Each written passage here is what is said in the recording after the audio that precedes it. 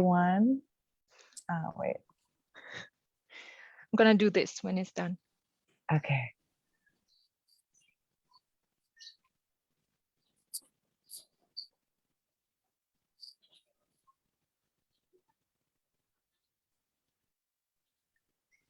Welcome everyone to our session on social enterprise journeys. This is the Green UnConference, connecting with the themes of the COP26 climate conference happening in Glasgow. Today's theme is social enterprise. And we are very happy to have with us today Benjamin and Amalia from Kayumanggi Organic, and Rob and Bea from Ritual and Ritual Dumaguete. And Bea is also president of Global Seed Savers, so she'll be sharing about that. And we also have a video from Talala and Palawan. And we welcome all who are joining us on Facebook, as well as connecting with us who, for those who themselves have social enterprises.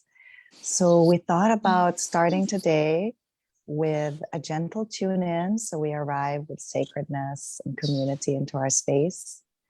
So we'll take a few minutes to do that. And then we'll go on to Benjamin and Bea and the Talala. And then we'll have time for interaction with people who are joining us today. So let's take a comfortable seat and let's arrive. Let's roll our shoulders back a couple of times and just inhale and exhale because of the head. to release any tension in our back. Just twist gently. And then let's roll our necks gently. Inhaling gently, the slower the better, rolling our necks in one direction while breathing deeply, coming back to center, and then rolling the other way while breathing deeply and coming back to center. And I welcome you to close your eyes and join me with long inhales and long exhales. You can place your hands on your belly to feel the belly expand with the in-breath and get smaller with the out-breath.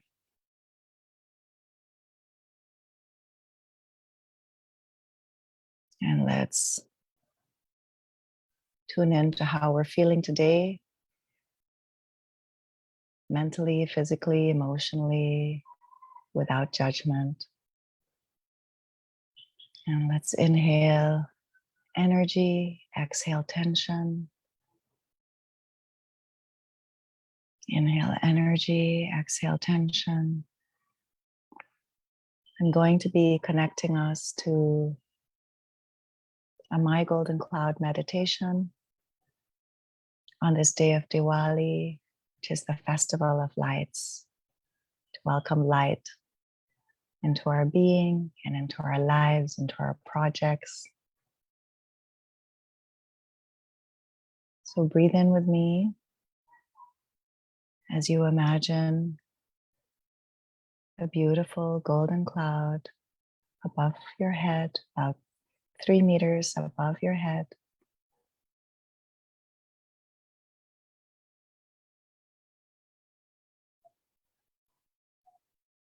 And now imagine a golden shower of blessings from the universe landing on you, the tops of your heads, your eyes, ears, nose, shoulders, throats, heart. And just welcome this shower of blessings into our lives, into our homes, into our families, into our relationships.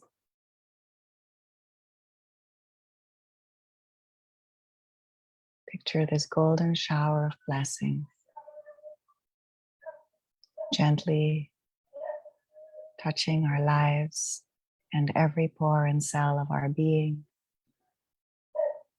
bringing us health and wellness, peace of mind, harmony, healed relationships, community, togetherness, sharing all that we are, caring,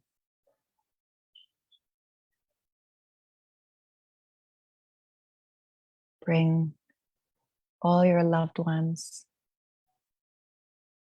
into the space so they are part of those receiving this golden shower of blessings. Your loved ones, your projects, all those who help us at home and at work, sharing these blessings with them and their families.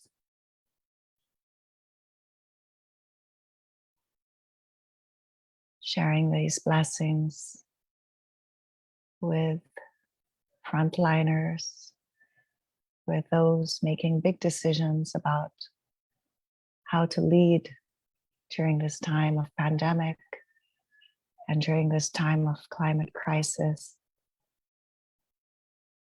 Sharing this light with them as well. Remembering the children and sharing this light with them all over our planet. Sharing this light with the forests and streams and rivers and seas, with the elements, with the boulders, rocks, the wind, the sun, the stars, the sky and the moon.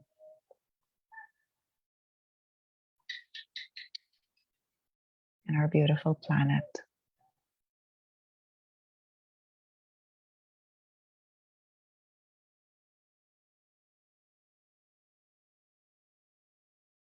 I'm going to tune us into a brief Reiki circle of light. When I say state your name, you can state your name quietly and state the name of the community you represent or work with. I thank myself for being here. I thank Reiki for being here. I thank all those in this circle. State your name and your communities for being here. State also the name of the place where you are right now, to share this light with that place. Your favorite spots on earth, your favorite trees, riverbanks, beaches, and all those you hold dear. Bring them into the circle of light. And I invite you all to face your palms towards the center and imagine all of us in this circle, seated in a circle, holding our palms up, facing each other, cupping our hands. And picture Mother Earth in the middle of our circle as we beam this light and love to Mother Earth. Imagine her the size of an orange in the middle of our circle, bringing light and love to all beings on earth, affirming the support of angels and higher beings, affirming divine grace, divine light, divine wisdom, and love as we gather today as a community to celebrate community, to celebrate what we do every day and how we help other people, how we help our earth. Just breathe into the space. I invite you to smile, to have a smile on your faces, to have a smile in all your organs and your physical being.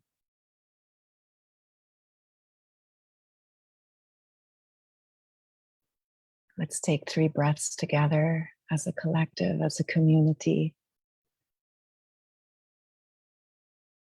working to share our actions, to inspire more collaboration. Let's breathe together, inhaling love, exhaling gratitude, inhaling compassion, exhaling forgiveness, inhaling kindness, exhaling healed action.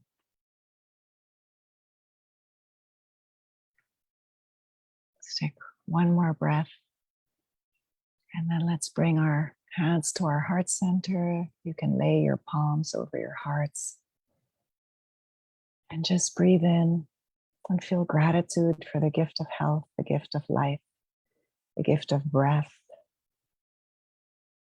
the gift of this time together. Thanking each person who has arrived here today to share their presence, their energy, their insights, their wisdom. Thank you all for being here. Happy Diwali, the Festival of Lights. I feel we are all lights, lighting our world from the inside out. Thank you for being lights in the places you live.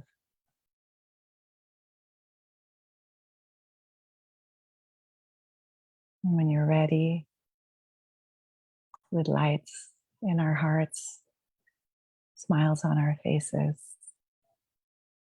I welcome you to open your eyes and arrive back in the sacred space we've created together today.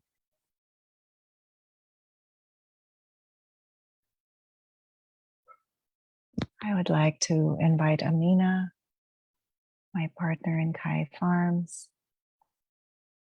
I'm Carla, by the way, from Kai Farms, joining you from Palawan this morning. I'd like to invite Amina to share a few words as she joins us on Diwali from India.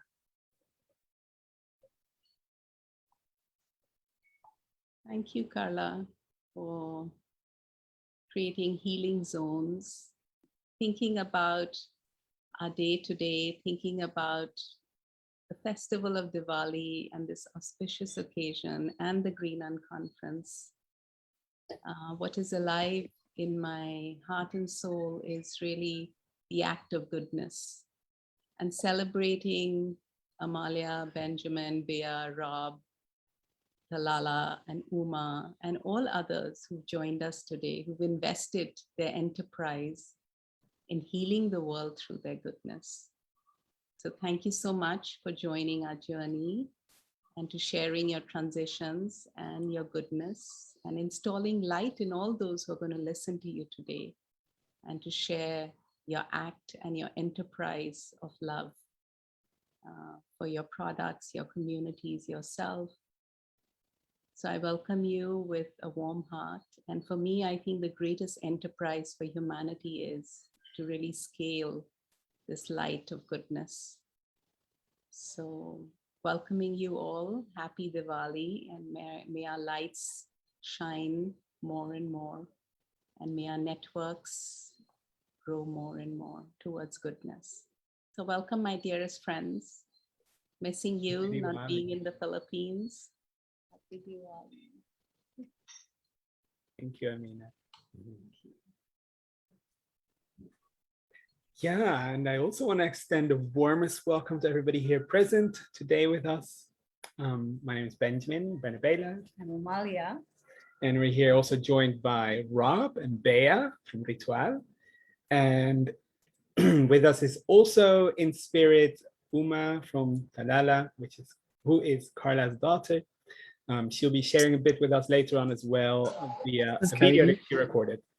So that's great. So we'll be sharing a little bit about our story first from Kayumanggi Organic, and then Rob and Bea will share about their story, and then we'll round off with Uma's video, and then we'll have time for questions and any interactions with the audience, which we look forward to a lot. So we hope to have enough time for that. All right, so I'm going to start by just sharing my screen, a couple of slides, but probably more than a couple, not many. Let's see.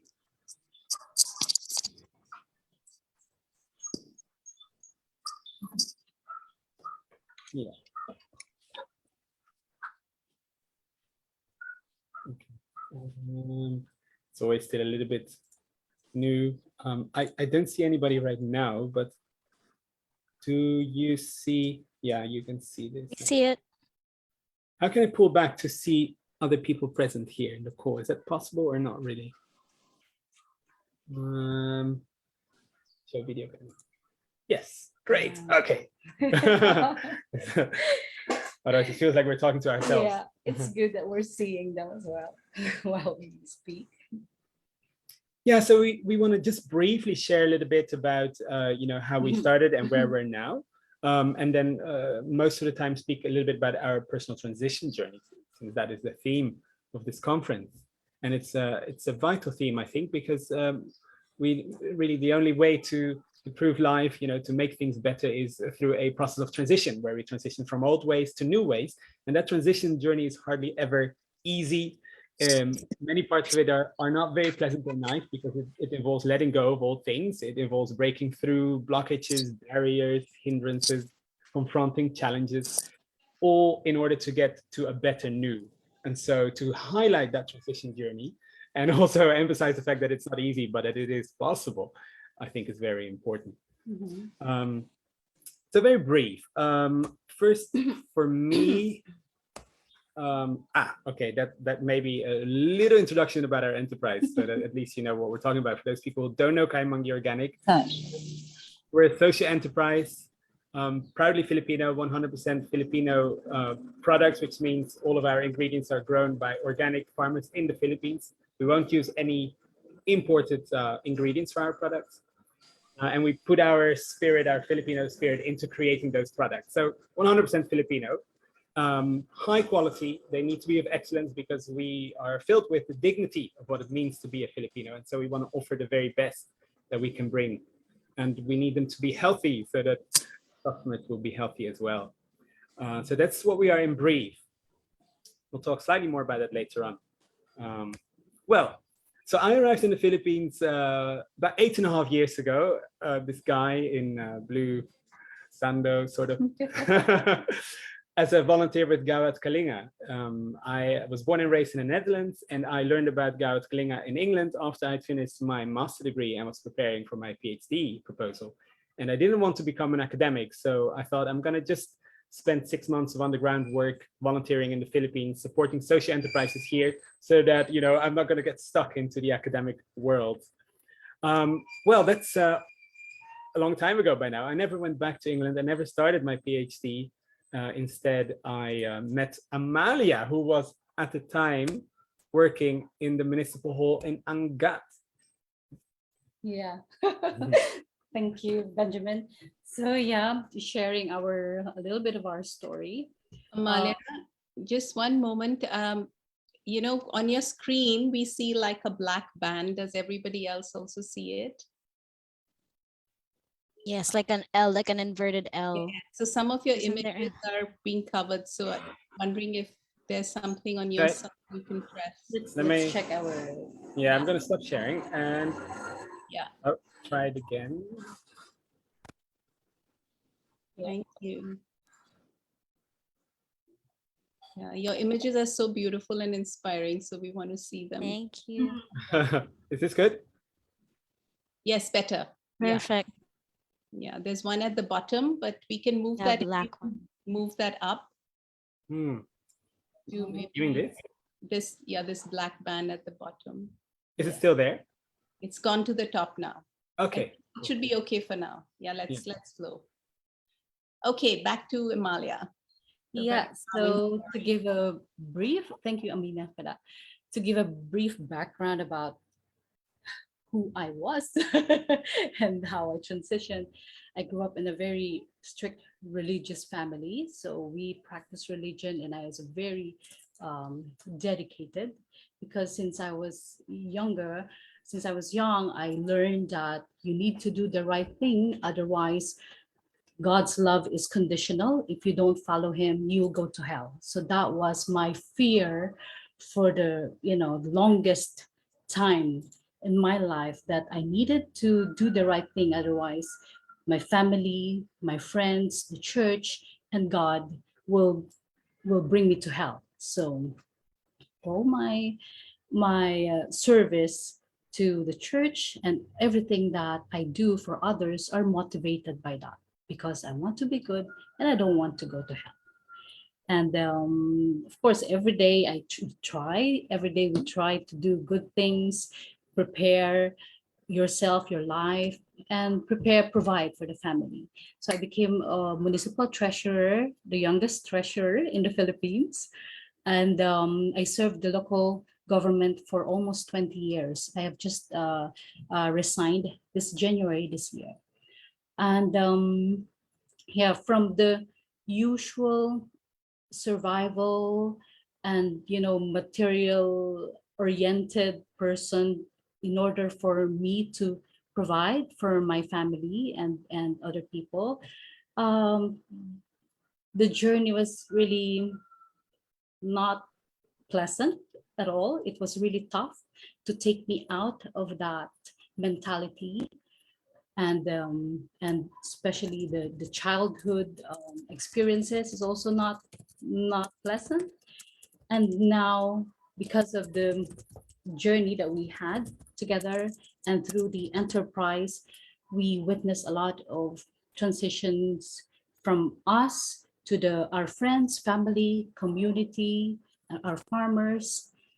And we can say now that we are more on seeking our spiritual path, our spiritual journey. And like we left those materialism mentality and desire. Through a long process of transition.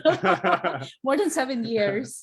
Yeah, so we met in 2000 at the end of 2013 on November 11, and we started our enterprise in about July 2014. And this is a nice picture from how we started. So it's nice when I see these pictures, like, wow, so young and children fat. But it's cool. It's really cool to see the beginning. So much passion was there, so much energy. If you can see the labels of the products, you may not notice it, but they are just printed with the home printer, very simple and basic. But yeah, with so much love and passion and hope for a better world, really, a better country. This was in the GK farm in Angat, in Bulacan, where we still live, not in the farm, but still in Angat.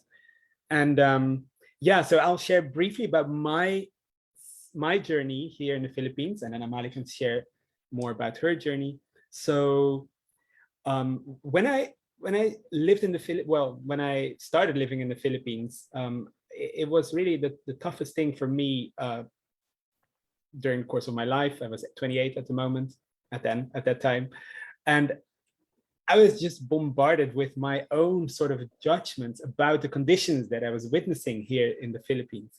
How can there be so much poverty when there are so many rich people as well? How can people destroy the environment, being so negligent when it's so beautiful and there's so much life in the environment? How come people cannot keep the streets clean? Why do they need their cars with so much pollution? Why do they eat so much food, so much bad food, so much candies and fried food? And the list was just endless. Why are the buses so cold? Why are the tricycles so uncomfortable? There is just no end. So I was like, I came here because I wanted to make the world a better place. And the reality is the world is made of places that are not very comfortable. Otherwise, they wouldn't need to be better. If the world was already good, there's nothing that we need to do about it. It's great. But the reality is these are the circumstances that people deserve better than this. And if my wish is to help improve that, then I have to learn how to deal with these circumstances and understand how they can be improved. So I realized there's no point in going back to London, or, well, it wasn't in London, but in the UK. There's no point in going back to study more books. There's no point, because the reality is these are the circumstances to deal with. And the only way to learn about it is to be in the midst of them. The only way for me to bring a positive change to those circumstances is when I no longer feel so frustrated and, sort of some degree of anger and agitation around those circumstances. So imagine if I want to, help people live better lives, but then I have a lot of judgments about those lives and what they do, then I'm not bringing a good energy. I'm not bringing a positive sort of change. So I think an energy of anger and frustration can help to get things started, to get things moving, to break through something, but then to build something beautiful, to really create a sustainable, long-lasting, positive change. That I'm convinced, I've become convinced because of my own journey, that it cannot be anchored in frustration or anger, judgment. It needs to become love. So that was my journey, like throughout so many years of being bombarded again with these images, with the experiences, and my mind going about this judgment and frustration and, oh my God, how can I feel peaceful in this? How can I feel well in this? It was my growth journey to come to a point of where I can feel well in these circumstances, where I can witness them and not feel frustration, but compassion, feel love, feel peace within myself. So I can reflect on what to bring, what response to bring, what words to bring, what to bring my presence full of love, full of patience, full of understanding. So that's been a journey, and I've come a very, very long way just because I persisted through all the, if I may say, it's shit, because there has been a lot of that. So I think, yeah, that gives a bit of an idea, maybe, hopefully, of my journey. And I'll pass it on now to Amalia. So I was listening to Benjamin. It's like, okay, you were sharing it so quick and so brief, but like imagining how it took, the moments, the circumstances, witnessing everything. It's really, really, really tough. But when you're sharing it, it sounds so simple. Yeah.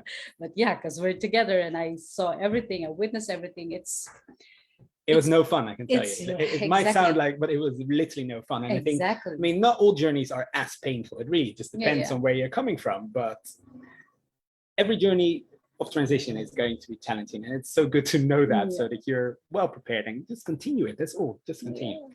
And while you were sharing, like it triggers the sensation, the emotions, and I was like, oh wow, yeah, really, yeah, that's it. I was remembering everything. So yeah, it's really like a roller coaster. It's really like I couldn't really find a word to describe it, but it's such a crazy ride. And but all I can say is it's really worth it. Like all the pains, all the struggles. And yeah, because we can really, I can confidently say that it's really worth it, because I can sense it and I can feel it. Where I am now, where we are right now, is so much better than where we started. And I did not even imagine that we would reach this far. And to share with you a bit, I think I want to share a bit of the, because you shared most of the experiences of the transitions. It's mine only. Yeah, You didn't so much for yours. but for me, it's like I shared a little bit of that, like from where I was, and A little bit. yeah, the struggle of um, um, facing all the consequences, facing all the judgment of people, which is not easy, and it's not nice, considering that Filipinos, and especially my background, that the perception of others is so important, that you have that, like I grew up in a way that I have to create an image to make sure that I will look good, that people will say that I'm happy, I'm perfect. So to be in a situation where you are struggling, but you still have to smile and show people that you are good is not fun at all. But then witnessing all the transition, the transformation, our personal transformation from my mentality back then to the openness of my heart right now.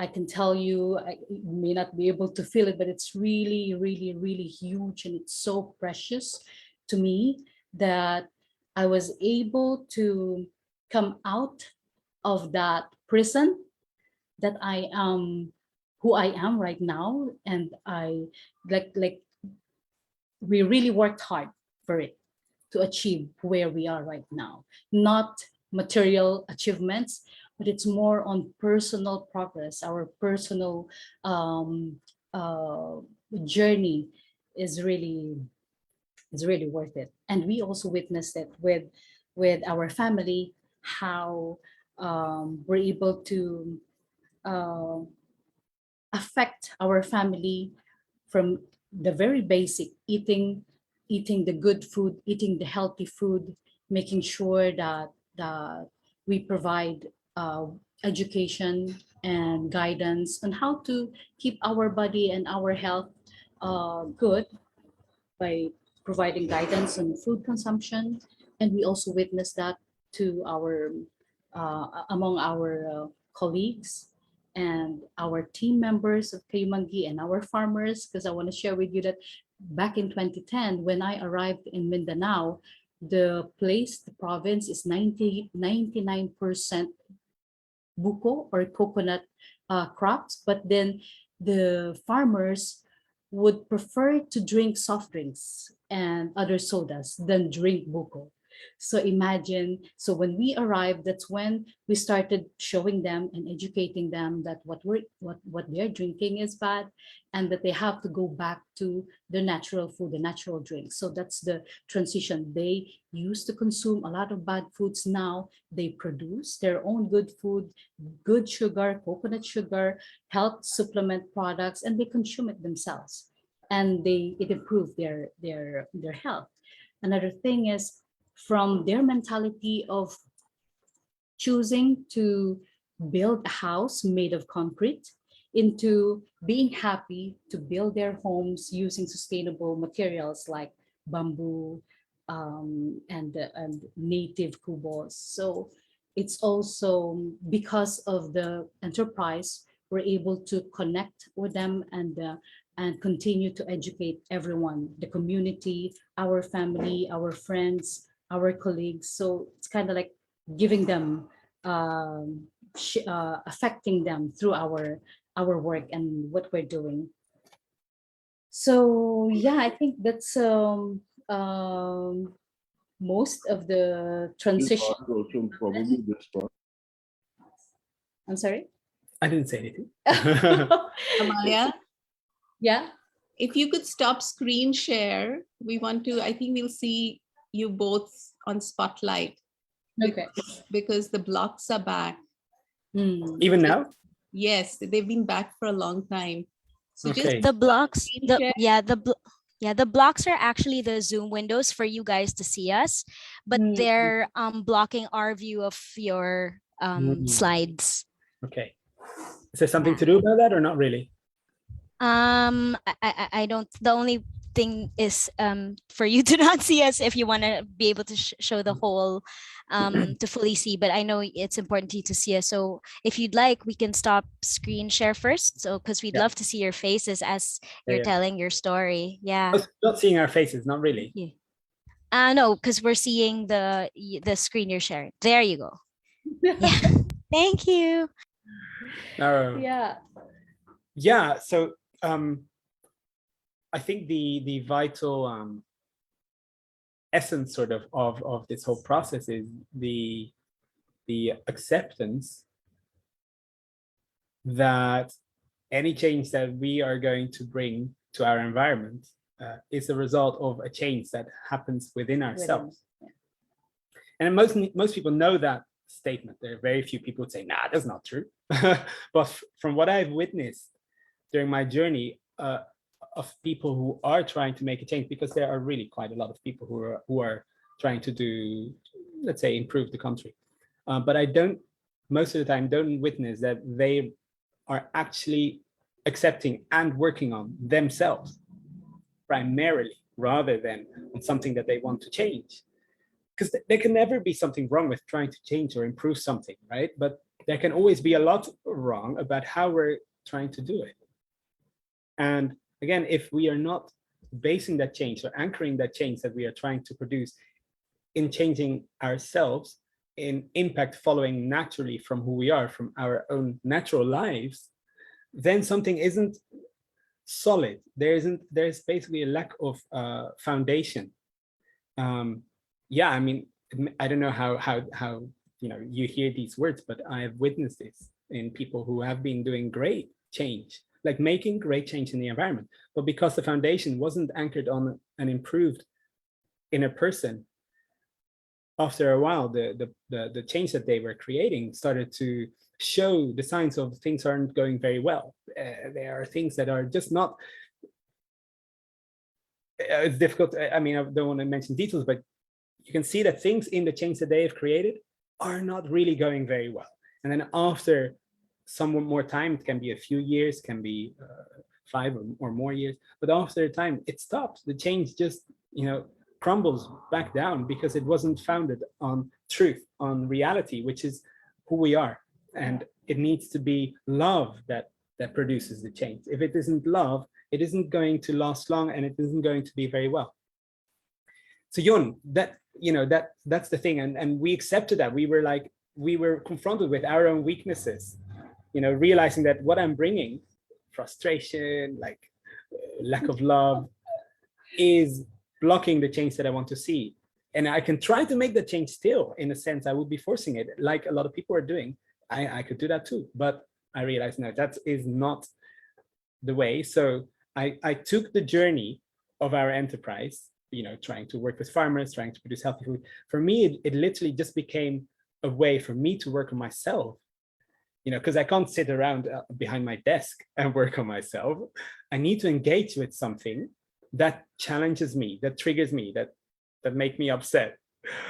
Then I can work on myself. So for me, the engagement was being here in the Philippines, trying to do something good for the people here. But really what I was doing is working on myself. And every day I go out, I confront the challenges, I try to, work with the farmers, create good products, but really for the purpose of making myself eventually a, can I say, channel of light and love, because only then can I truly bring change. And yeah, I think whenever we share that with our community and friends during our gathering, mostly every week, the community appreciates the journey of, from really understanding that we came from a state where we are self-centered. The most of the people were self-centered. We just want to get what is good for us, and since our background is a lot of suffering and survival, we really want to achieve happiness in our lives. And because of that, we forgot others. We forgot that we have responsibility to others, so that we will move up and rise all together, and not just you or your family and your friends.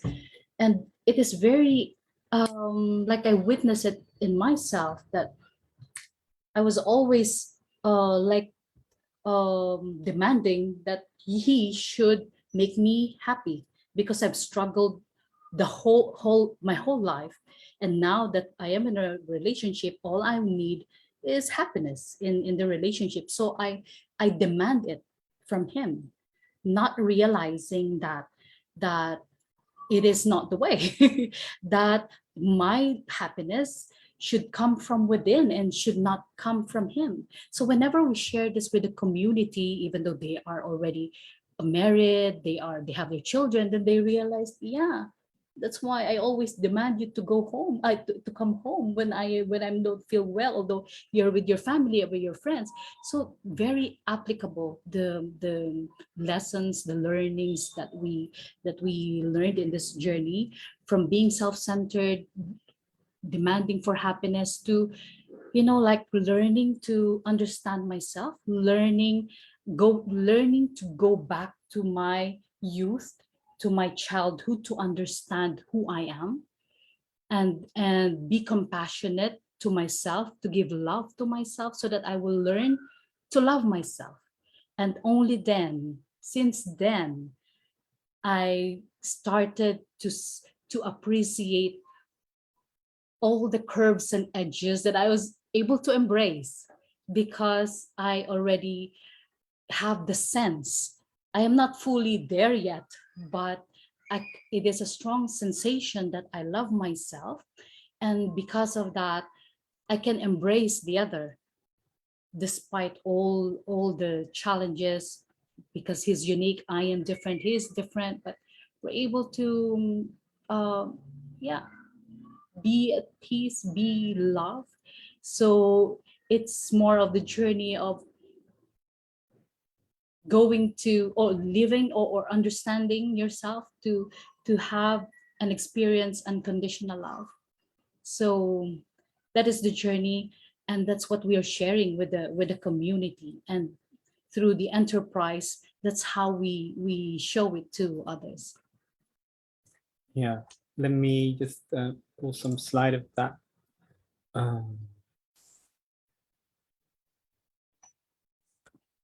So you're on a long journey. Here you see old products, happy looking people, but the shit was about to hit the fan, but now, like, yeah, as Amalia said, there's a lot of peace, there's a lot of stability. It's obviously we're far from perfect, but we have a good foundation. I can say that with quite some confidence. So I'm also happy, like a little bit of a symbol, is that we just completed our new website a few months ago, maybe like half a year ago. And we're quite proud of it, because we've had our old website for a long time, like 6 years. And we always wanted to change it. But so it's also accepting what we cannot do, because we aren't ready yet. Yeah. Like we want to help more people. Yeah, but we aren't ready yet, right? We are still. So Yun, now slowly change can begin to grow from us. Exactly. I wanted to show the community that Amalia mentioned. So yeah, just so you have a picture of when she mentions community, these are the people 50 people actually. But 50? 50, but they're not there.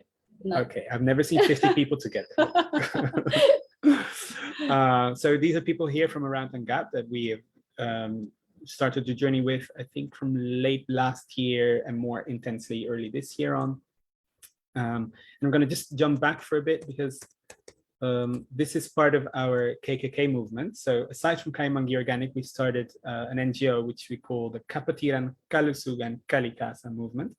And well, Kapatiran is about honoring and respecting all people as our brothers and sisters, because we are all children of God. Yeah.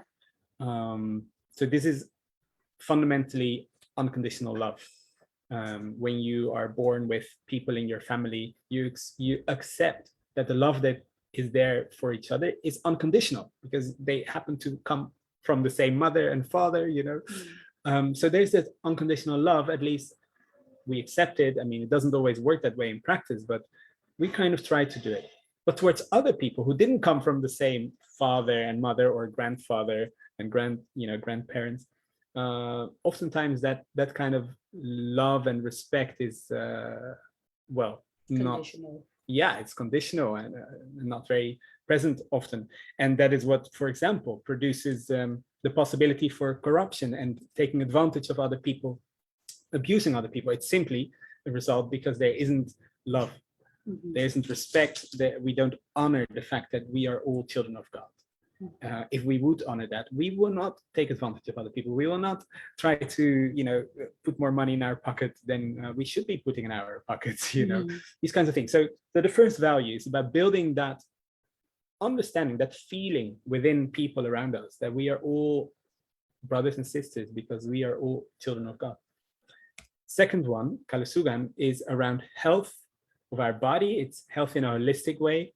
So of course, eating healthy food is the most basic part of it, but it's really more broadly about taking care of yourself, learning to take care of yourself broadly, including mind and soul, as well as other people, that we feed other people well, because similarly, they are as important as we are. We are all equal brothers and sisters. And then the third one is about kalikasan. Our life takes place on this planet, and this planet is intimately connected with us through what we need from it, which is of course food, but it's also water, it's air, it's space. And there's hardly a separation between us, if you really look at it, between who we are and, or at least physically on this planet, and the planet itself. So to take care of that as though we are taking care of ourselves is really the value of kalikasan, and how to really create a beautiful life with those resources. Again, those resources are so plenty, so bountiful here in the Philippines, that there is absolutely no need for life to look ugly, poor, dirty. It's a result of how we feel ourselves, how we see ourselves, and how we see the other people. As a result of that, we can't take care of the environment, we can't take care of the space in which we live, the shared spaces that we have, the streets, the public spaces, the buildings. But we hope that if we work on these three values, very simple, kapatiran, kalusugan, kalikasan, that naturally, again, because it comes from a change within, that naturally the lives that we live improves, the spaces that we have, nature around us improves. Do you want to say a little bit about this? Yeah. You can go on, continue. Okay, we're getting to the end of our presentation. So earlier on, we spoke about our personal transition journey. Very difficult, but very necessary.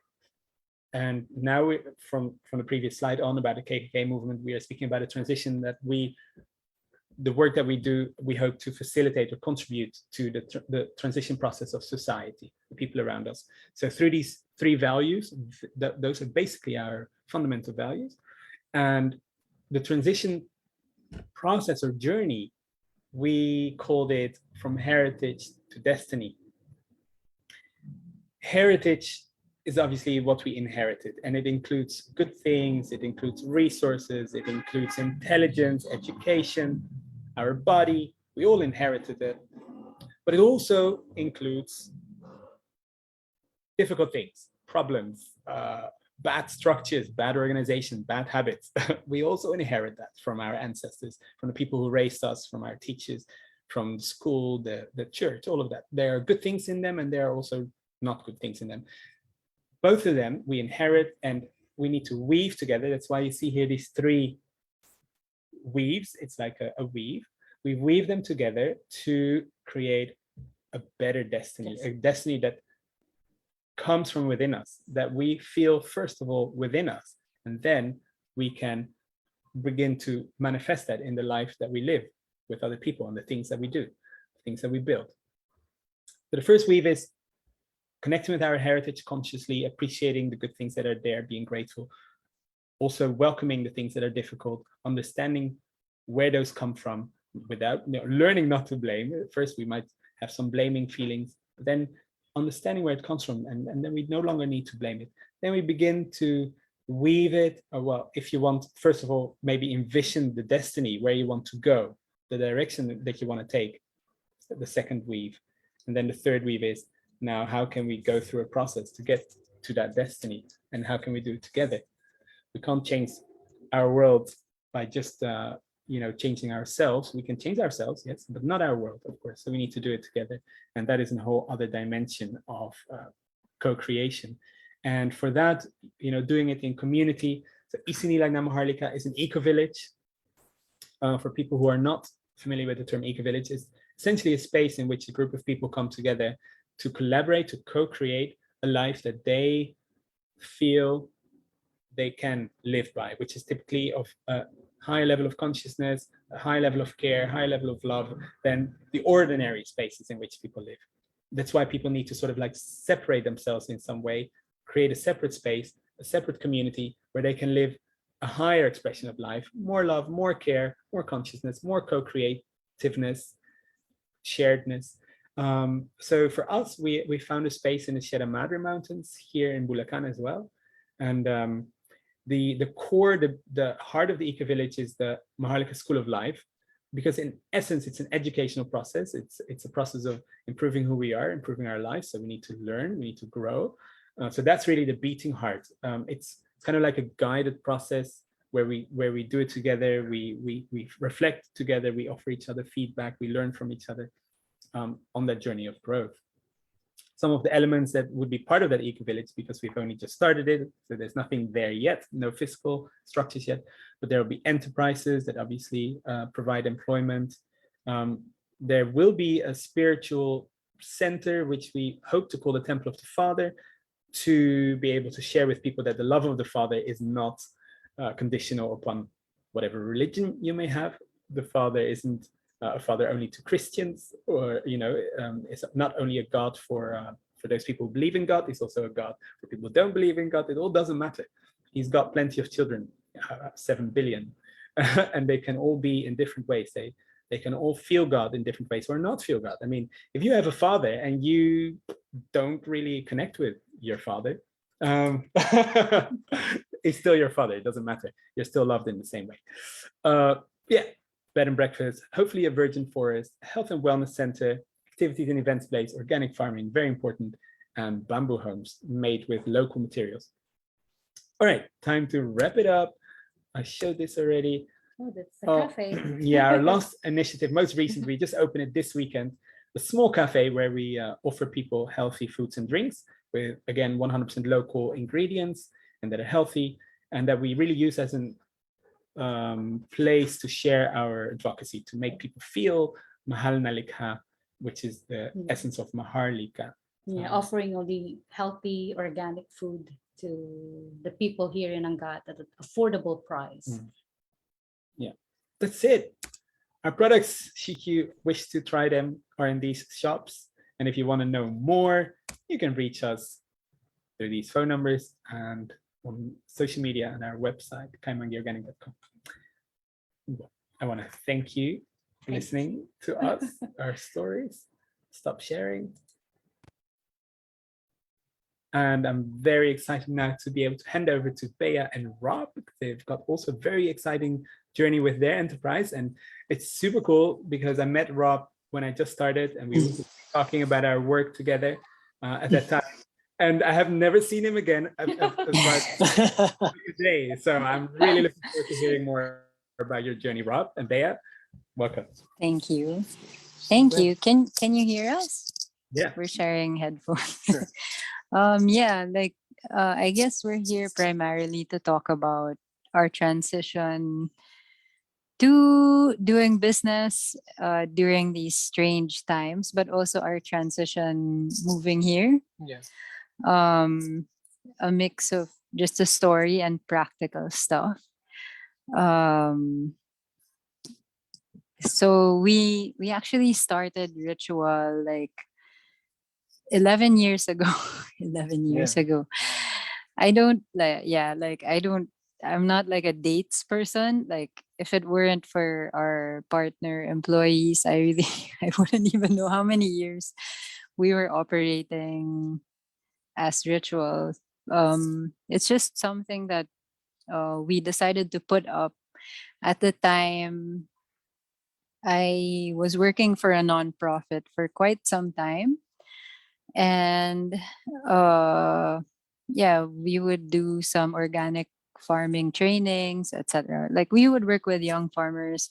Anyway, like I would go all over the Philippines, and I wanted to have a space that could take in like smaller amounts of a more varied assortment, smaller amounts, like basically anything that farmers could produce. It didn't have to be like in crazy amounts. It could be something that there's no demand for, something you just want to put out there and see, like no established demand for. And we started at the Legazpi market, and our store was actually called Sakto because we wanted to sell things without packaging. And at the time, it was like, now it's become, very common already Yeah. and acceptable. But way back then, There was 2010, nobody. 11, it was really like the transition was difficult for most people because remember in the Yeah. market everyone would get really pissed Yeah. off, right? That you don't have like People would package be like like, a "What's place this? to, Why is there no plastic?" it was still very new to the Philippines, at least the concept of having Yeah. no plastic or no, it was still super Yeah. distant. So back then it Yeah. was really like a challenge getting people to understand it. And the first thing we Yeah. were selling was just soap, right? It Yeah, was- we sold soap and we sold coconut muscovado sugar. the first one was really just Yeah, we a were log, selling logs of soap organic. logs, and then we started selling coffee and coconut muscovado sugar from Sultan Kudarat and Maguindanao, because from my nonprofit work, there was a community that was, at the time there was a lot of conflict, and their office had permanently become a refugee center because of all the flooding and the conflict. And so they asked us if we wanted to sell coffee, etc. And then from there we started. We're just using products that we actually use ourselves. Yeah, and that and are trying people to we see if- knew produced, yeah, right? producers that we knew and people and communities that they had already been working with, and trying to see if all of these products could be sold or offered Without without packaging. packaging. So that was the first step was really, we didn't really have a major plan, right? It was really just things that we supported or believed in or products that we used ourselves, and tried to see and if the people in the market, would take on to this Yeah. idea of buying anything without the excess packaging. That's why it was called sakto, right? Yeah, You yeah. basically get everything naked without any other adding, without any as plain as you can, right? You sakto means exact, right? So you buy 130 grams or 50 grams of soap or 30 grams of coffee, as small as you want, and you could have it without the excess packaging or the unnecessary frills, right? Or so. And then we eventually- had time to wrap everything in like leaves, remember? yeah. Uh, We used to we- go around the village and like get random leaves, and just wrap everything in. But eventually that became not feasible, right? But like just It was getting so fun leaves from though, neighbors and stuff, and even like, how do you say? Can I say like the bottles? The one of the more famous one was like the Yeah, we had to collect bottles from like bars and stuff, Yeah. like yeah. bars that would use Ginebra. I And mean, it's still now. Those bottles are still being sold now. It's become an iconic association with sari with stores, yeah. with ritual. With those gin bottles that are that carry the soap. But so yeah, eventually it became a store, right? And Yeah, so our friend was like, there's a warehouse. We're gonna have really cheap rent. Do you want to take over? It's gonna be with a bunch of people we know. We decided to put up a stall at that's the where collective. you're hanging out with Giselle. Yeah. Yeah, we were neighbors. It was so fun though. I mean, first our rent was like 6,000 pesos or something, and then it was really like a grungy affair, right? But it was fun. Like, it was a place where it was funny because we would be there at it was like a collective. It was called the collective. It was a group of similar minded people, but not necessarily environment, but just Small looking for business. something different. Like there was a bunch of guys from the States that came back and wanted to do. So it was combination of art, people that were Alternative lifestyles. Yeah, alternative lifestyle. So there was a skate. Remember they even had a ramp there, and then Yeah. there was a Ukulele shop. ukulele shop. There was an underground club and bar that became very popular called B-side. But and so we remember, we look fondly back to those days because me and they used to go to the shop at 8 or 9 in the morning to open the shop. But of course we'd stay out and be in the bar and party all night, and sometimes we'd actually end up sleeping in the shop at 3-4 a.m. God. And then so but anyway, it was we did it for a year and a half or 2 years, and eventually burnt out really fast. But and then like things got serious when we were featured in Time magazine. Then people started asking us, what time are your opening hours? And we were like, what? It was it. I also have to mention that we also were living with our parents, so we had that Liberty. cushion to fall back on. Like, I mean, we didn't we weren't profitable for a while. For a I long mean, we time. didn't pay ourselves a salary for a while also. Um, so it's not like, like y- we would, like, I give talks to social enterprises sometimes, and it's also like most people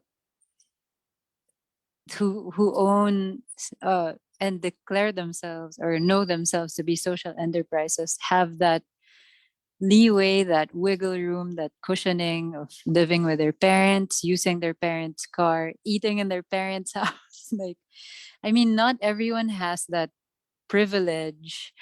And so sometimes what happens is what is defined as a social enterprise is limited to what the people that come forward and present themselves as social enterprises. But actually, I'm sure that even in micro enterprises, I'm sure that there are taho vendors that in some ways subsidize good efforts. I'm sure that there are people from micro to small businesses that are also social enterprises, but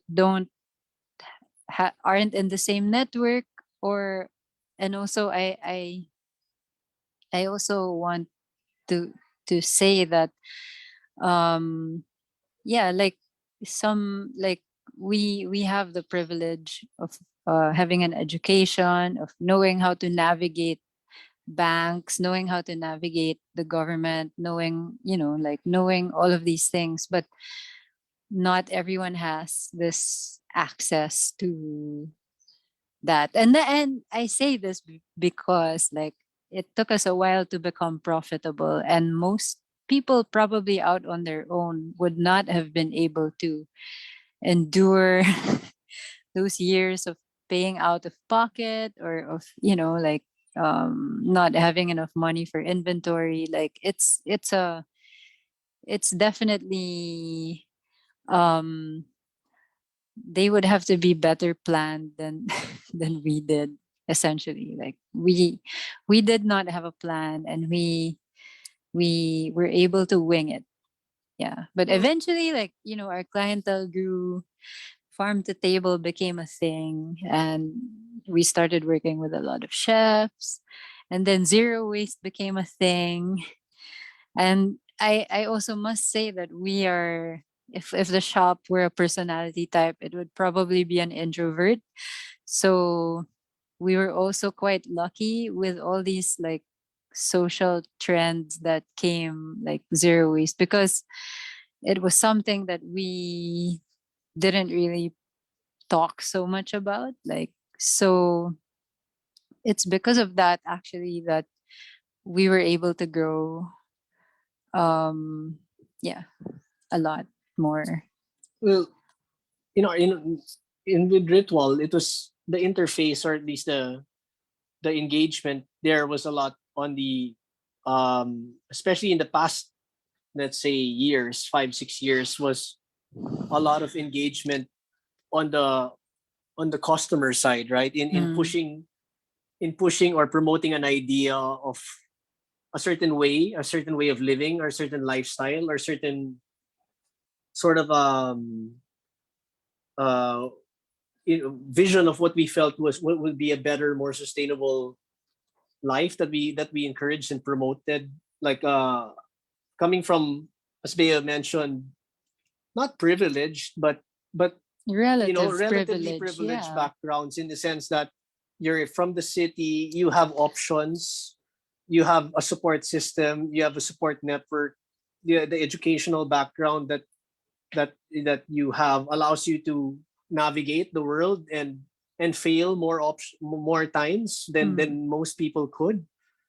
um and and and for us, we were able to wing it, as they said, in the past years, because we are lucky in a sense that these ideas are Mhm. sort of caught on and became mainstream. But now in this transition that we are moving out of the city, we're very very happy because it also gives us a chance. Although we've always been working with producers, we've always been working and supporting producers, and I say supporting, but from a market point of view. But for us, it's exciting again to be back alongside production, like back in given a chance to explore working on the ground again, on the production side, right, on the agricultural side, in getting doing our little own farming and trying to test ideas and innovations on that side, on the producer side, because we've always worked with them again as buyer, but now we're trying to test our waters, test the waters on being producers. So yeah, I guess it's just part of our journey is going that direction. I also like on moving out, like, so the business model in Manila is basically like selling stuff to rich people. I mean, it's an unsaid, but that's what everyone basically does, right? It's like you get these things.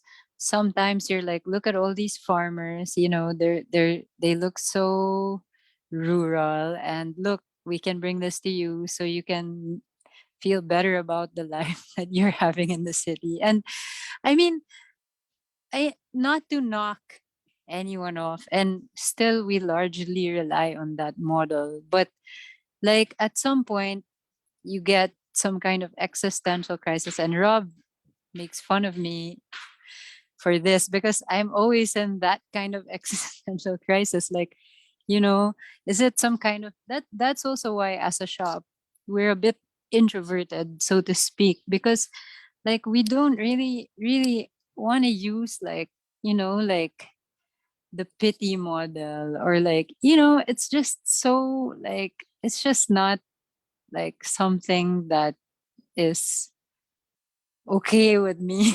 Like, so it's almost like sometimes, like at my worst times, I feel like this is like the Paris exposition, like you're bringing these items from all these rural remote places, and then like all these rich people at a bazaar like looking at it like, wow, like, this is so interesting, I want to have this in my house, like. And I mean, and all these people as well are connected to industries that we, not all, but most, even ourselves living in the city, industries that we are not comfortable with, like the petroleum industry, or the speculative financial industry, or mining industry. Like if you ask any bank, investment, even insurance companies, if you do ask them where they are invested, and they show you where they put your money, it's actually mining companies and malls, and for me, like, it's always a decision, and for me that's the real transition, actually, is how to slowly move away from that. And like I actually feel like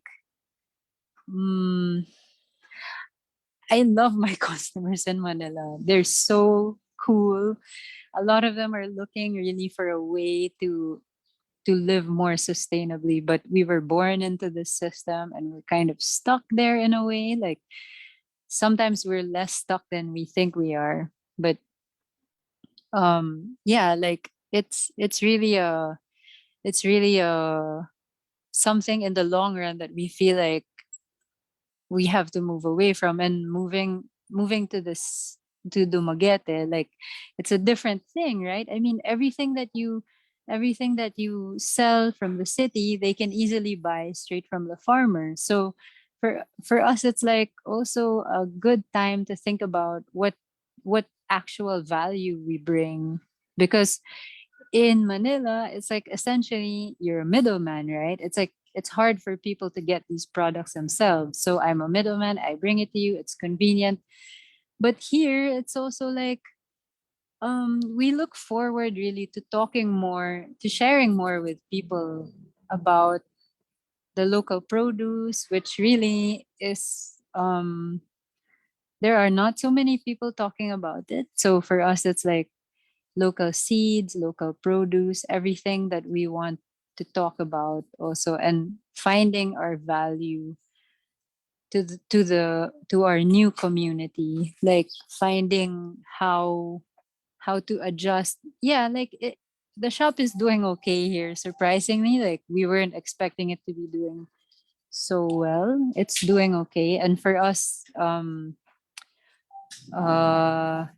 we're looking for more local producers from the island, but bus transport is not so easy now, etc., etc. But the important thing also, like I think if I'm sharing this with anyone who wants to move out of the city, is like you have a lot of assumptions about the value that you're gonna bring to your new community, but it, you know, like you're gonna have to explore those things and reevaluate what value you really bring. And it's an existential question always. And sorry, I'm so sorry, Rob, like it always has to be an existential question for me. But yeah, like as a store, you know, you have to, there are all these things that um you do these things that you've just always been doing, and you have all these assumptions about this is a model that's okay. Even if you're taking money from, let's say you have corporate sales to Shell, you have corporate sales to whoever, you have corporate sales to, but then are you using those sales and putting it into something that is regenerative, or is your money going to be stuck in that cycle forever of buying more inventory to sell back to these people and then buying more inventory to sell back? Or are you somehow using your profits to create something that actually will survive beyond the booms and busts of economy, and that will survive in a real sense, not just in an economic sense? So for us, it's always like a balance of like, yeah, Christmas, as a retailer, Christmas you make bank, but also Christmas is like, if you're an introverted person like me who is always in some kind of existential reckoning, it's like Christmas, like I don't want to even sell anything during Christmas. Like it's just so, so also that if that bothers you, how do you get out of that cycle? And if anyone has figured this out like completely, I would love to hear from you. But yeah, like we've moved here, and it it's good. It's really good for us as people, for our families and stuff. The business is doing pretty okay. It's just also finding our new identity here. Like I think that what's interesting to share also, Bea, is your she said that we also are interested in exploring the offering to be more accessible. Like in the past, being in the city, and you market and create value for a certain consumption, or a certain group of people that can afford.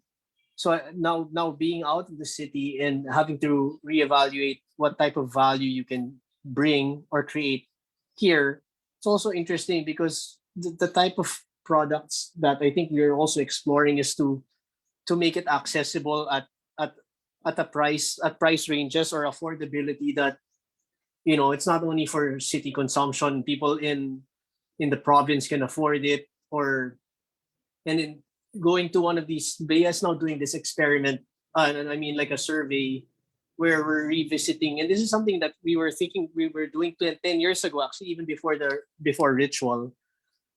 She's now checking on the sari sari stores. She has a research study with the UK organization, and Siliman. with Silliman University, and I think it was what with Zero waste. yeah. So There- it's measuring the sachet industry again, and the consumption of plastic in the sari sari store level, and how people are using their money, or what people spend in a sari sari store level. And even before ritual, even actually before the store, right? Remember we had this concept or this idea on Zero challenging the waste, sorry. distribution, the way people consume products, like a waste-free packaging thing, but at a sari store Yeah. level. And we had this preconceived notion before that only the wealthier individuals would actually care about the packaging or the environmental angle to it. But we found out during, like 10 years ago, when we were doing it ourselves, was that that was not the case. No, people in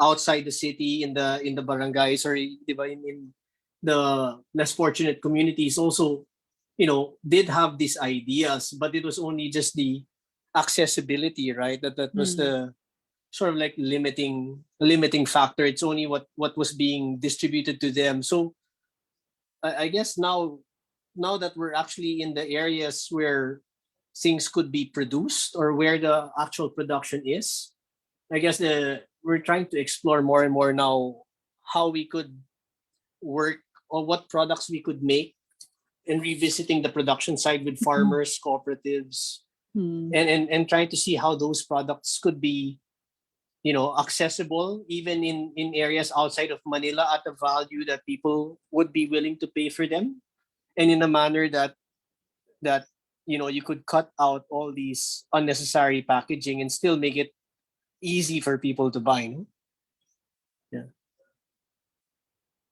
Yeah. So there. I mean, I think that's it, right? So yeah, we're here in Dumaguete. If anyone has questions about how to move out of the city, we did it at the height of the pandemic, so it was really tough. I mean, it cost a lot of money. But if you want to make a move out, like you want to move your business out, I would suggest, if you live in the city already, like transitioning your processes to something you can do remotely, selling a lot of your stuff before you, because most people that move are like, they move and then they're like, oh no, I have to go back to Manila to get my stuff, or I have an apartment there, like Giselle. But Yes. I mean, like, but once you move out, you realize Yeah. how many things are really super unnecessary, right? That it's Yeah. How just a little you total- need. Yeah, it's a total mindset change, and I think once everyone moves out, or there's more the and more. mass exodus. There's more. Well, I was actually the last one that wanted to move out. Like Bea's been trying to Rob's like, get me out Rob- of Manila for the past 7 years. Rob actually. came here kicking and Yeah, so I was screaming. the one that was like, like I was you like, know. if you don't move there, I'm gonna like, she said she move was without gonna you. move with the entire family without me in Manila. So it took the pandemic to get me out of Manila, right? And you have a lot of hesitation moving out, He's like, but my boxing gym. thinking of what you're leaving, your comfort Air. zone, right? Your security, but it's a created security, right? That you don't realize is there until you actually pull yourself out. And I think that when that happens with most people from Manila, I can imagine that there's just so much value that's going to be created, from people that have moved out and are creating value in a new community that they belong in, and essentially like shedding off all these unnecessary, things that people put value on before, but probably now doesn't matter. And because like before that, Rob was doing work in Davao and I was doing work in Dumaguete. So we have a cacao company based in Davao, and in Dumaguete, I was doing consultancy work for Cherries. community-based post-harvest processing for coffee in a forest, which Kylie, my cousin, has been to recently. So yeah, like, so we were spending harvest season in Davao and Dumaguete, and it was kind of like where do we move, Davao or Dumaguete, Davao or Dumaguete? So I won. Just kidding. I'll try to avoid being political, but I think if we move to Davao, we'd probably be in a lot of fights already. We'd Yeah. probably get into a lot of fights. Yeah.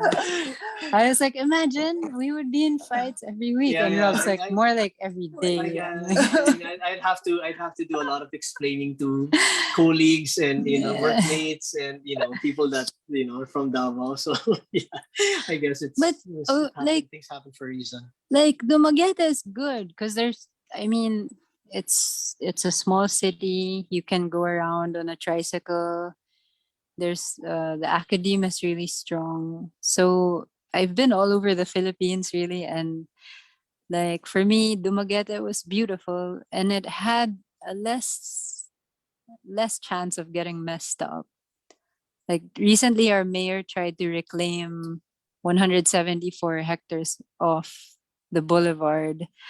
And because the academe is so strong and the church is so strong and the students and The community the themselves. community is so strong, then the mayor had to step down, even though it was a billion-peso It's a project. 24 billion 24 peso billion. project, right? And I'm so proud. I'm so proud. Oh my of God. the So is that place good that we're in. news? They're not reclaiming Yeah. anymore? Well, the fantastic. mayor and the vice mayor withdrew their They request, withdrew, and right? But yeah. me and Bea were saying that it probably, if it happened in many other locations in the Yeah. Philippines, it probably Yeah. would have been railroaded with a lot of money involved, Yeah. right? But it just gave us an idea on what a community, what Could do, power yeah. and voice a community can have if people have that sort of shared value, and people Yeah. surprisingly had that Like shared value of what they appreciated from Dumaguete and the marine ecosystem like here. the And the the law it's the good. law students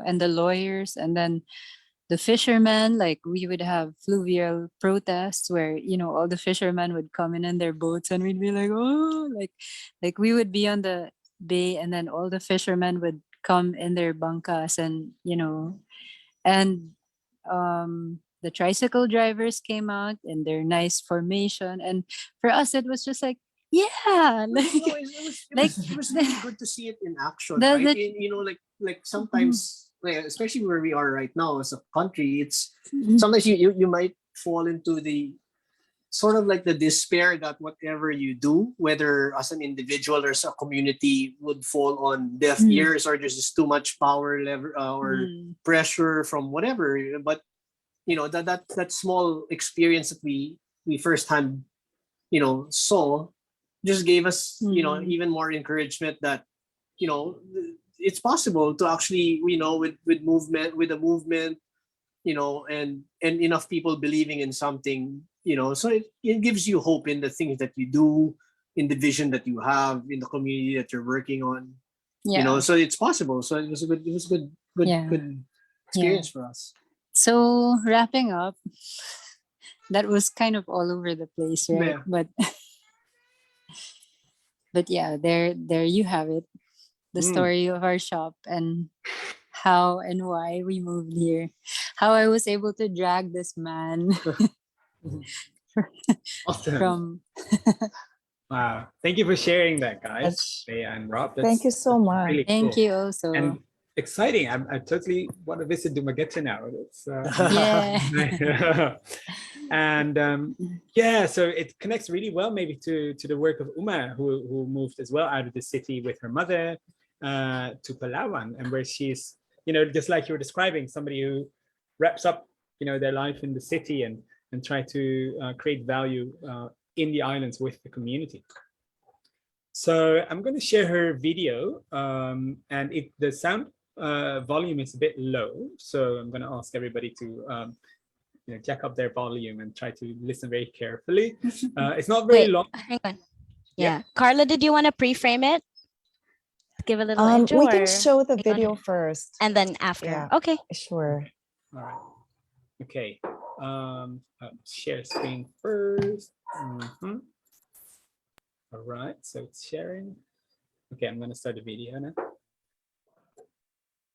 I think the whole sustainability thing started for me because of my parents. I was always with my parents when I was younger, and mom was very into sustainability, like way before it became like trendy. And I realized, like, especially now, that how much that's rubbed off on me. Like sometimes now I realize that I sound like exactly like her when I ask for things. Like if I ask for like no plastic, or I ask what the packaging is, or I bring my own packaging, I'm like, oh my god, I'm becoming my mom. Not a bad thing at all. That's kind of what got me into sustainability. I was kind of just like born into it. Like, it just happened. And then as I got older, I had like I had more appreciation for it. Like when I was younger, I'd kind of be annoyed, like, why do I have to bring so many glass Tupperwares to get takeout? But now I'm like, okay, I get it. Yeah. So I think that's kind of how I got into it. And then Talala started when I first came to Palawan. So we came to Palawan for a 5-day trip, which you already know this story, but we came for a 5-day trip. When? I mean, I know when. March 15, 2020, and right now it is November 2, 2021, and we're still here. We're still here. Yeah, so it was a very spontaneous extension to this vacation because it started when we got locked down because of pandemic. And during that lockdown, a lot of the women in the nearby fishing village called Dipnai lost a lot of their jobs. So as a way to support families and as a way to empower women, we created Talala. So we'd use repurposed fabrics or natural fabrics. So like in this one is just repurposed flour sack, and then this part here is like traditionally made weaves, which are made with like the loom and everything by Rurungan, and they're based in Puerto Princesa. And then some of our other, like this apron, it is the same kacha, the recycled flour sack, but then it also has a little bit of fabric here that's actually thrifted. So that's from Ukay Ukay, and it's just a Hawaiian shirt that we cut up and made into a pocket. Cool. Yeah. So cool. Yeah, so we're trying to be as sustainable as we can be, and we also make different variations of bags. We're working on a lot of prototypes right now, and then we have aprons too. Should I show a photo of the bags? Please. Okay, I'll show a photo of the bags. Here, this is one of the bags. Let me look for more. Yeah, so these are like eco bags and pouches. Bags, yeah. This is one of our seamstresses. Her name is Eva. She lives in Dipnai. Oh, that's so cool. Yeah, so we have many different bags. This weave is the same weave that you guys just saw on this one. Yeah. From Mulan. Yeah. This one. Yeah. Yeah. So, if people want to reach out to Talala and get to know more and buy your products, where can they go? We have an Instagram. I'll pull it up now, but it's talala.ph on Instagram. This is Yay! Yeah.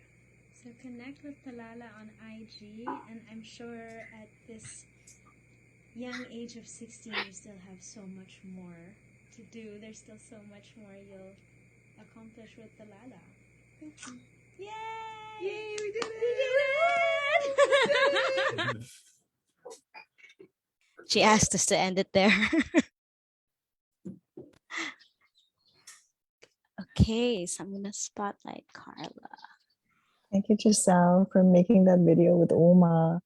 You're welcome. So she just wanted to share a little bit about the Talala transition journey. It really was born when we were on a remote island expedition with Tao Philippines in Palawan, and it helped us to leave the city and to start living close to nature, which we had been, dreaming of doing for a long time. So the social enterprise was born out of that, and it was really born out of a desire to help the women who had lost their income during the loss of tourism in Palawan, which is El Nido, at least, relies a lot on tourism.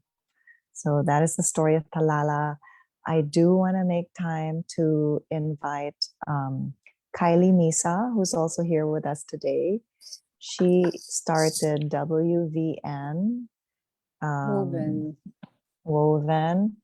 And yeah, I'd love for her to share a bit about that. And then Bea, I had so much to say as you were speaking. But now that I see you again, I would love for you to share a little bit about the seed saving work. You're president of Global Seed Savers, based out of Benguet. They do work in Benguet and Tarlac. We'd love to hear about that. Maybe after, yeah, maybe after Sure Kylie thing. shares. Is Kylie here too? Okay. Yeah, Yep, sure. Kylie's on the spotlight. Okay. Okay. Hi, Carla. Thanks for inviting me so spontaneously also, as I was on the call anyway. Nice to see so many faces that I know here, especially Bea and Rob, who are my cousins. Yeah, I'm actually here in the Woven office in Manila. In fact, when I went to Dumaguete, I was there for a month with Bea and Rob. They kept telling me, like everyone kept telling me to move to Dumaguete. And as much as like I would love to do that at the moment, it's a little hard because we just actually got this space.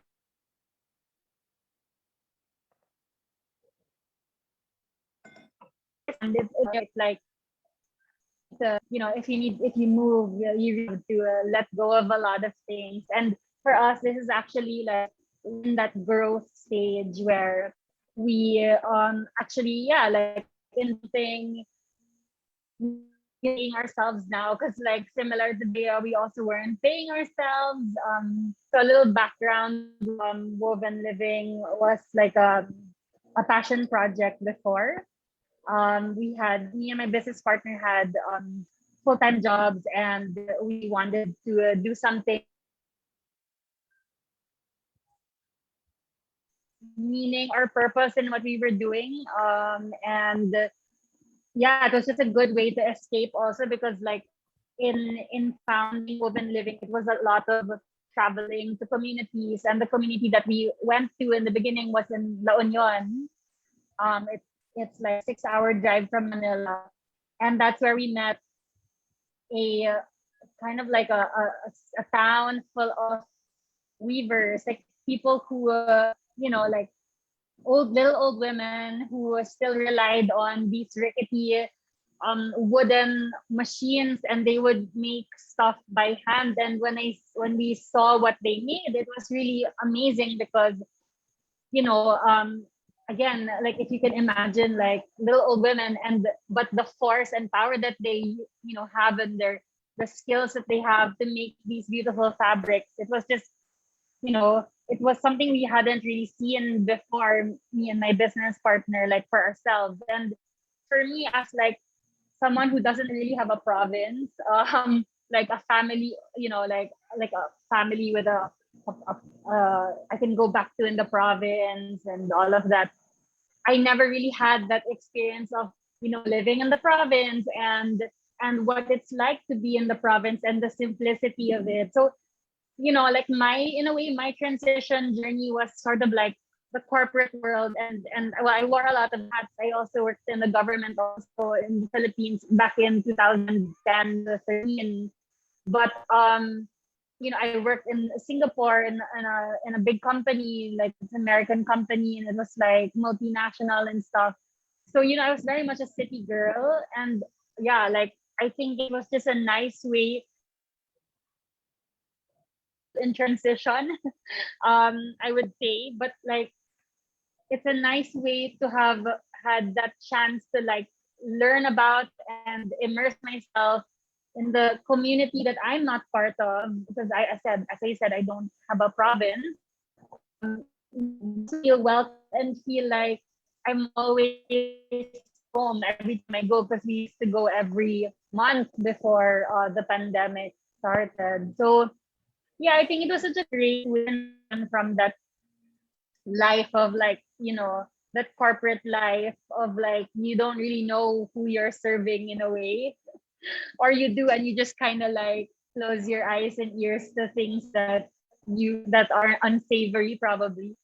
And also like yeah, like a transition to a life that I would say is more fulfilling and more meaningful. And like I really felt like now I have a compass, right? And I know who I'm working for and working with, and yeah, I'm pretty happy about it. So again, I'm in a transition journey still. I think this, like, we're all kind of growing and evolving, and right now I don't know where the end point is, but hopefully it's also by in nature. I really had such a great time in Dumaguete, and it was such I spent a month there, and it was a breath of fresh air after being in the city for so long, for a year and a half. And yeah, hopefully one day um I'll be able to make that step. But so far, Manila is home, and as you can see, I'm in a mess because there are people in the office. So yeah, it's actually getting better, I guess, in Manila right now. Hopefully, it's something that will keep going because the numbers are down, and the weather is amazing also now. It's like Christmas. It's like really cold at night. Yeah, so it's been great coming home also to this kind of cheerfulness that hasn't been in Manila for some time now. So thanks for talking to everyone here that I've seen in a while, and yeah, just to connect with everyone. Kylie, thanks so much for joining us today. It's so good to see you.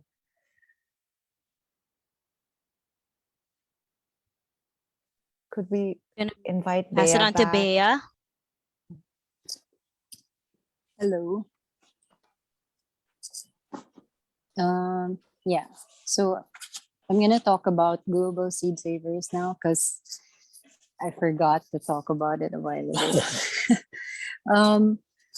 So basically, Global Seed Savers is it's an NGO that actually operates in the Philippines but has a United States arm that supports us. Um, it we teach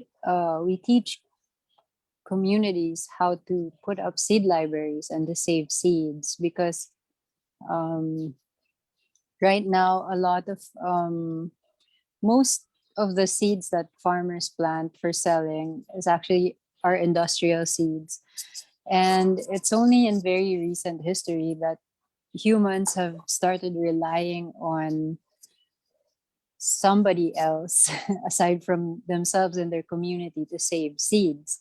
So at this moment in time, like it's really important for for food security, but also for our survival and also for commerce, I think, even that we maintain a diversity of seeds because climate change is bringing extreme events, climate change is bringing more pests and more extreme occurrences of pests. And if we don't have that diversity, then we're only presenting, it's the alternative that someone used before was like, it's like you have a burglar who has a key to all the homes on a block. Of course, he's gonna rob all the homes on the block. So, with diverse seeds, we have different locks.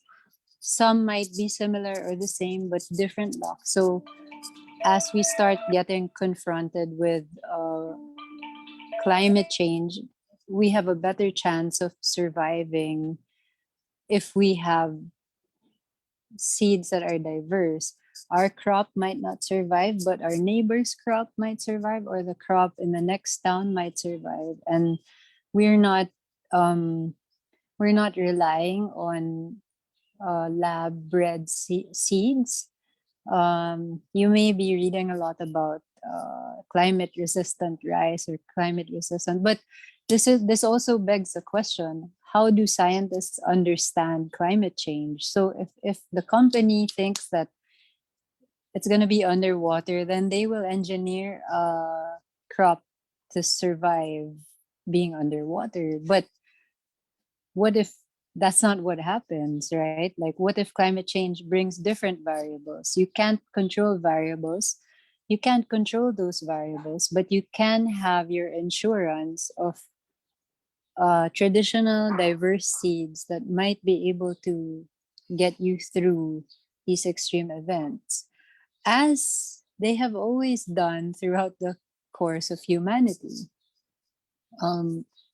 Aside from the more commercial seeds, there are also famine foods, wild relatives of crops that usually people don't pay so much attention to, but we can save these seeds as to face climate change and food insecurity head on. So Global Seed Savers operates in Benguet, but also in Cebu. We have a kind of demo and seed production farm in Cebu, and actually we are exploring next year being open to membership, because right now we only have very targeted projects which are very great communities. Next year we're speaking of nothing final, pivoting to a membership model so that we can have bigger impact and reach more people and connect more communities that are each saving seeds. So I invite you to check out Global Seed Savers on Instagram, signing up for the newsletter. There are seed saving tips there. If you have a local organization that wants to get into seeds, I encourage you to check it out. And hopefully next year we can connect people better and provide services that will help people save more seeds. Yeah, so there. I'm done. Thanks for sharing that, Bea. You're my seed sister.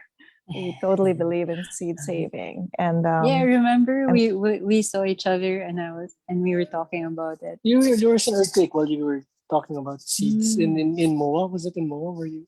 No, like I saw her and I was like, I've decided to devote the rest of my life to seeds. And so there I you go. started badgering the Global Seed Savers. Like I started emailing them, not like, can I volunteer in your organization? And now they made you president. I know. Good job.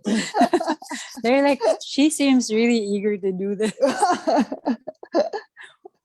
But no, I'm very excited. Really, really excited. I know that you know Sherry and them, and like I think seeds are just so universal, non-controversial. I mean, with all the things that are dividing people right now, seeds can be what we share as people that you can't contest, that they are like the basis of our life, right? So I hope that we can play a part in like making people remember the humanity that we have in common, because right now everything is so like chaotic on the political etc plane in the realm. So I hope that this can bring everyone back to kind of a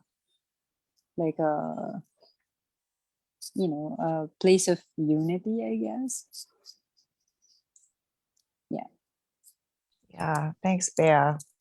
And just something you shared earlier, if I may, you were like, you don't usually like to celebrate Christmas, and I mean, no, I shouldn't say it that way, but the whole like consumerism part of it, right? So the way I would get around that was I would make my gift your ritual soaps and like all these zero waste natural. So that way it's like, I know I'm like supporting something good, like goodness in the world.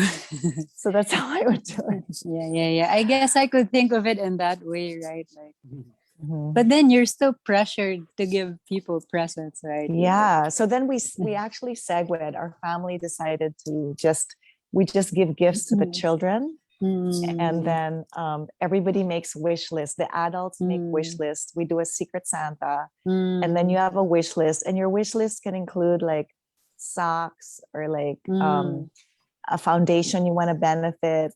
So that gift that they give you goes to helping that foundation. So it's That's a another good way to get idea. around the consumerism. And I think Yeah. Padma, who's also with Global Seed Savers, she also does this with her family. Yeah. We tried, right? And Kylie, are you still there? Remember when we had a white elephant thing and everyone was like sitting in a circle and they were like, what is a white elephant anyway? How do you do this?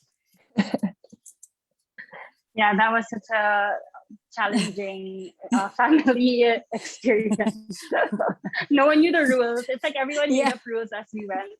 We're like, everyone was like, wasn't Kylie supposed to tell us what the rules? Yeah. Maybe you can have another talk about that, Carla. Like, Yeah. Consumerism or I had a book called Unplugging the Christmas Machine. oh.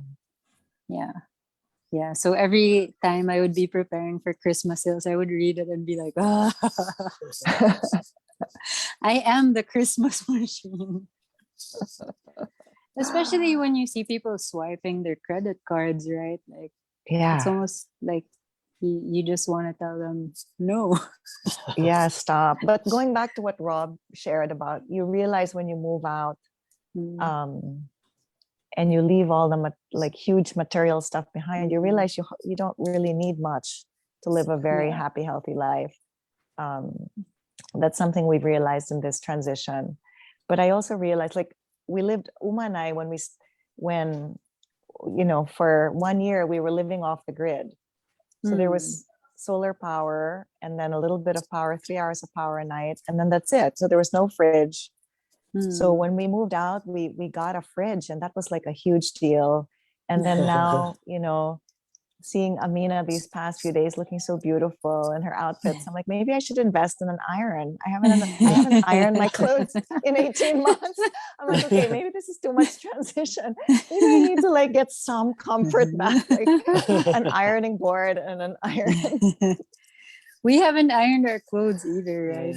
Really? Yeah, I don't. But I was thinking maybe I should. I don't know. But you know, that's interesting because that's actually, you know, touching on the conversation of an eco-village, what an eco-village is, where we want to build a level of quality in community with other people in line with our highest values. So where you can have that comfort in a way that doesn't hurt the environment or takes advantage of other people to, you know, do the work or something like that. So, yeah. I think that right now it would be good to see like things in barangays, like tool libraries or even appliance libraries, like, you know, where you don't need to buy like an iron or a blender, I mean, or something. But I think that could totally be applicable even in barangays or neighborhoods. Yeah. But it It's has like, to be anchored on a certain value of the people around it, the community, to care for what's not theirs. And this is a value that is quite lacking. What I see in Filipino communities, at least around here, I don't know how it is in Dumaguete, that when something is not yours, it doesn't really matter too much. So if that's the attitude, it's not going to work. I think it would work here. I think so. It's like sowing the seeds of creating a shared space and a shared economy, right?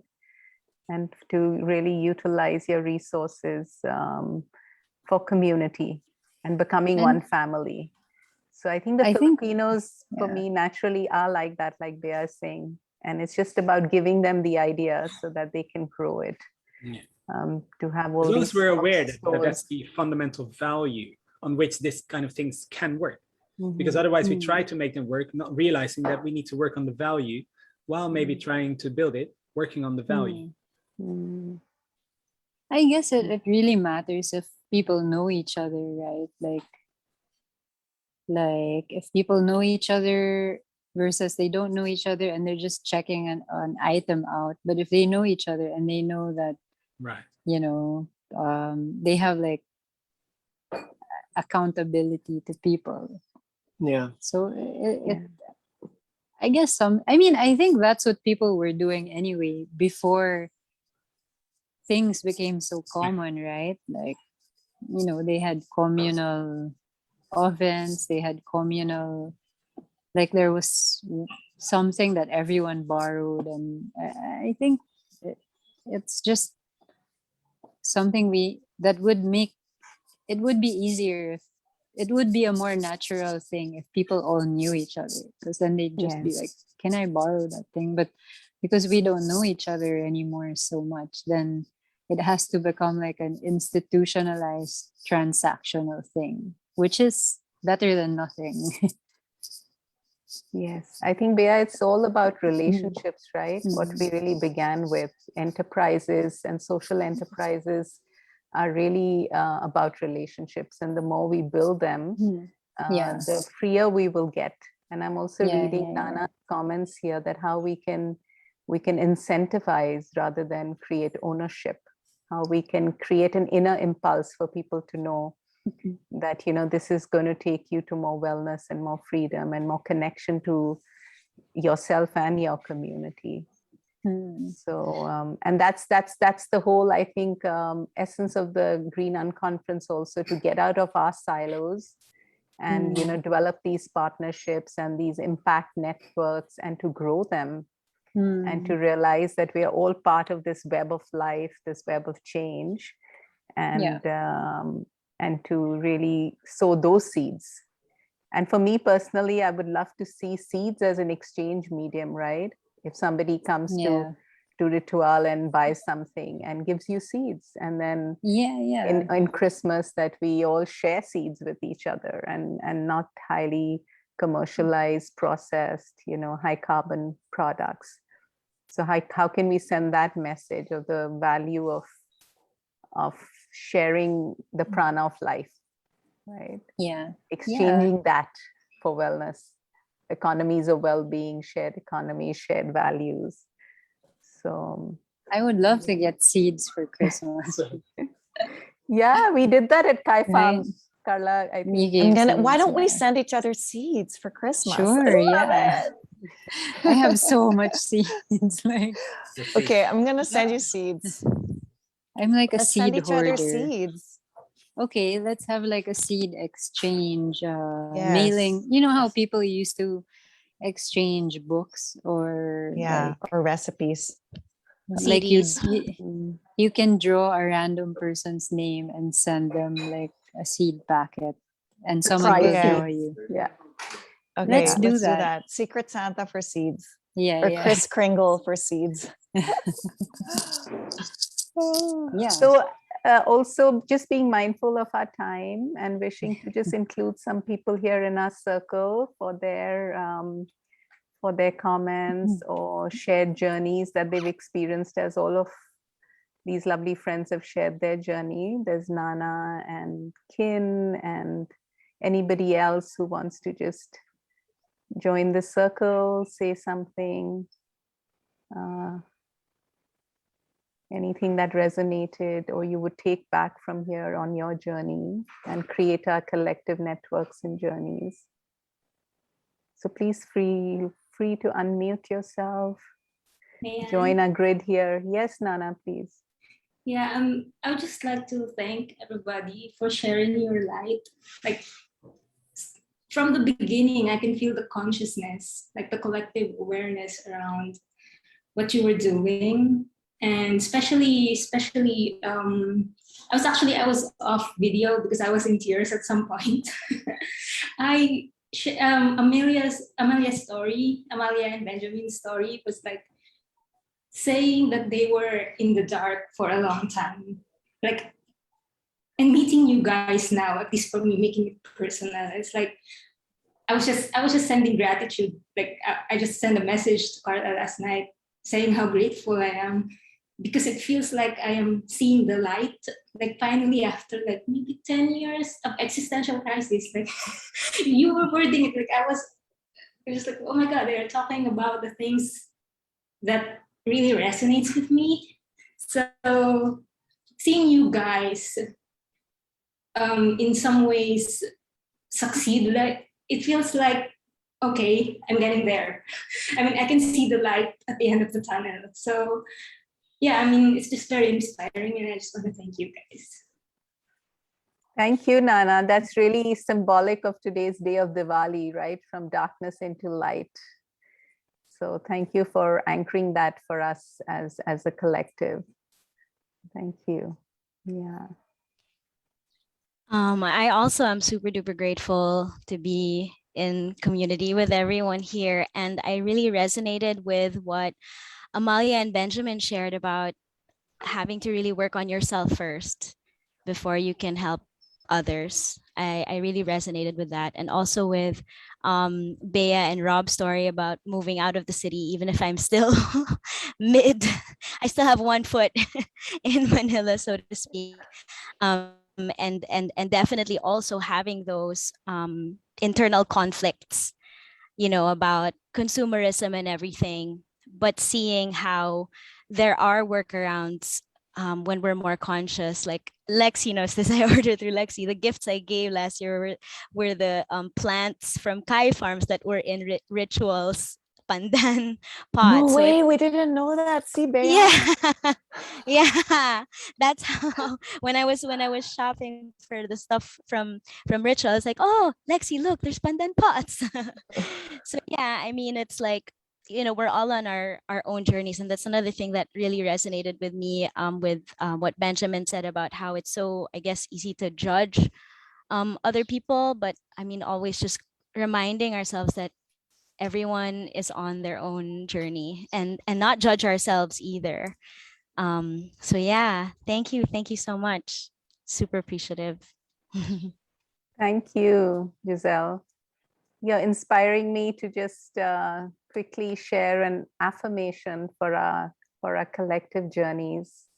And I think this is what has come out of our sharing today, that our life is composed of nourished relationships, breathing us into interwoven humanity, dipping into the ocean of love and support that comes from the portals of unexpected directions, making us whole again. And these journeys are really about that thing that Bea keeps mentioning, right? Existential need is really that seeking for wholeness. So as we journey forward, may we stay connected to our portals of relationships and partnerships, and we grow our networks of support, knowing that there is something that is guiding us from unexpected directions, and we are together whole again. So thank you all for your presence and weaving the web of change and weaving unified patterns of life, and having the courage and the compassion and the energy to continue on and take many others on this journey. And looking forward to being with you all soon. Thank you so much. Thank you. Could we have a photo for those who are here? Yeah. Amina, that I'll was a take beautiful close. Thank you.